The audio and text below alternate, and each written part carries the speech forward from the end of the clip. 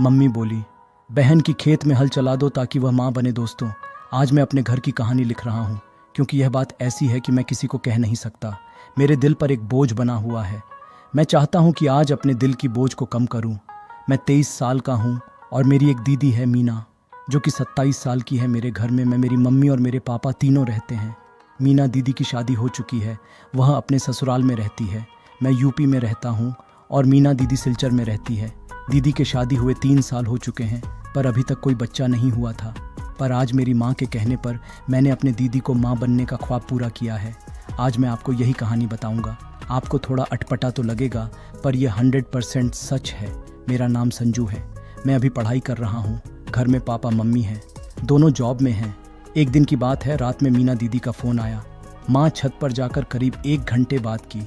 फिर जब नीचे आई तो रोने लगी। मुझे कुछ भी समझ नहीं आ रहा था। वह पापा को कमरे में ले गई और सारी बात बताई। मुझे उस समय तक कुछ भी नहीं पता था। बस बाहर आकर मुझे इतना बोला कि कल तुम्हें मीना दीदी के घर जाना है, उसको लाने के लिए। मीना दीदी दूसरे दिन शाम को आ गई।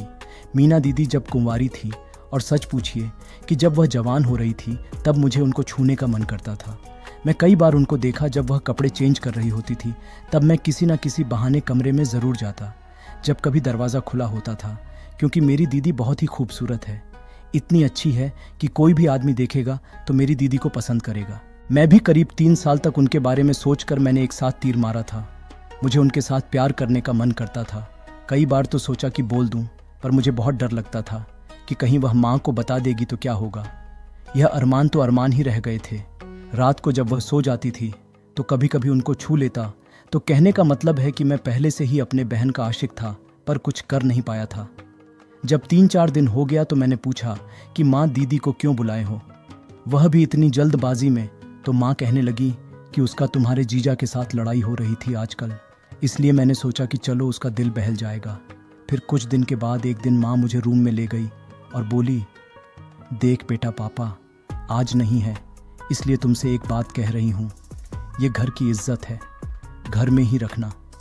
इस काम में पापा को कुछ भी पता नहीं चलनी चाहिए। तो मैंने माँ से कहा कि माँ, कौन सी ऐसी बात है जो आप कह रहे हैं? आपके लिए तो मेरी जान हाजिर है, आप मुझे बताओ प्लीज़। तो माँ कहने लगी, मुझे मीना ने बताया है कि वह अपने पति से माँ नहीं बन सकती। दिक्कत उसके पति में है, पर इस बात को उसके ससुराल वाले नहीं मान रहे हैं। कहते हैं दिक्कत मीना में है। तू अगर चाहता है कि तेरी माँ और तेरी बहन अगर खुश रहे तो तुम्हें एक काम करना पड़ेगा। मैंने कहा, माँ मैं क्या कर सकता हूँ? जब दिक्कत उसके पति में है तो उसका इलाज करवाना चाहिए। तो माँ बोली, वह इलाज नहीं करवाना चाहता है, वह तेरी बहन की सौतन लाना चाहता है।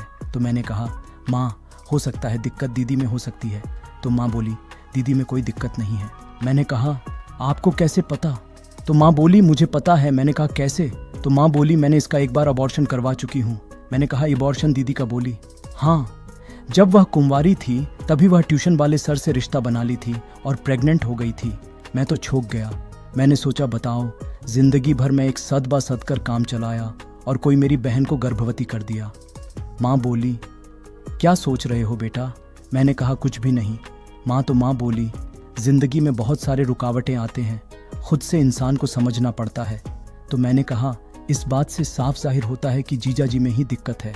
माँ बोली, हाँ, अगर तुम्हारी बहन एक 7 साल के अंदर माँ नहीं बनी तो वह दूसरा शादी कर लेगा। मैंने कहा, तो मैं क्या कर सकता हूँ? तो माँ बोली, तुम्हें अपनी बहन के साथ सोना पड़ेगा। मैंने कहा, क्या कह रही हो? माँ बोली, हाँ बेटा, घर का इज्जत बचाने के लिए तुम्हें यह काम करना पड़ेगा।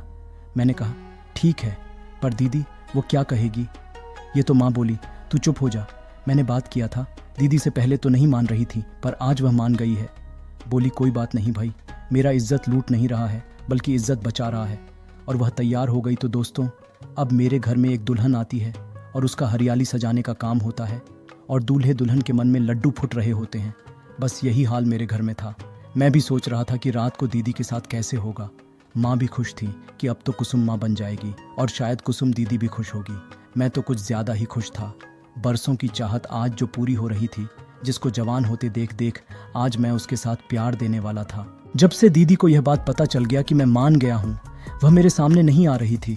रात को मैंने खाना खाया, दीदी अपने कमरे में ही खाना खाया और रात को करीब 11 बज गए थे। माँ बोली, जा बेटा जा, इज्जत रख ले। मैंने माँ को कहा, अब चिंता नहीं करो, और माँ अपने कमरे में सोने चली गई। मैं दीदी के कमरे के पास पहुंचा तो दरवाज़ा अंदर से लगा हुआ था। मैंने दरवाजे को खोला, अंदर गया। दीदी पलंग पर बैठी थी। वहां जाकर खड़ा हो गया। दीदी मुझे देखी और बोली, क्या कहूँ, मुझे कुछ भी समझ नहीं आ रहा है। क्या ये सही है, क्या गलत है? मैं खुद सोच नहीं पा रही हूँ, पर इतना तो पता है कि अगर तुमने हेल्प नहीं किया तो मेरी ज़िंदगी बर्बाद हो जाएगी।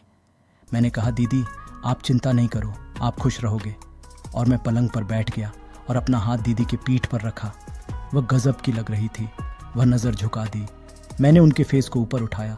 वह शांत रही और मैं भी शांत ही रहा। कुछ भी जल्दबाजी नहीं करनी थी, पर किसी को जल्दबाजी थी, और वो था मैं। फिर मैंने दीदी को अपने बाहों में भर लिया, और तो आप लोग जानते होंगे क्या करना है। मैं उठा और दरवाज़ा बंद कर दिया और दीदी को माँ बनाने में लग गए। आज मेरा सपना भी पूरा हो रहा है। इस तरह रात में कई बार हुआ। फिर हम सब सो गए। सुबह जब हुई, माँ मुझे पूछी, कैसा रहा? तभी मीना दीदी भी आ गई थी। मैंने कहा, मुझसे क्या पूछती हो, आप इन्हीं से पूछ लो। दीदी बोली, बहुत अच्छा रहा, आज तक ऐसा नसीब नहीं हुआ था। माँ बोली, बस मेरा अरमान पूरा हो जाए और तेरा घर बस जाए, मेरी तो यही तमन्ना है। फिर क्या था दोस्तों, दीदी यहाँ 11 दिन तक रही और जितना हो सका मैंने उनके साथ प्यार किया। फिर जीजा जी आ गए दीदी को वापस ले जाने के लिए, और दीदी चली गई। दीदी का फ़ोन आया करीब 4 महीने बाद। माँ पूछी, क्या हाल है? तो दीदी बोली, खुशखबरी है, आप नानी बनने वाले हो। और दीदी मुझे थैंक यू कहा। फिर दीदी ने नवंबर में एक बच्चे को जन्म दिया। आज दीदी माँ बन चुकी है और उसके ससुराल वाले खुश हैं और मेरे घर वाले भी खुश हैं। दोस्तों, कहानी कैसी लगी कमेंट करें और चैनल को सब्सक्राइब कर दें। धन्यवाद।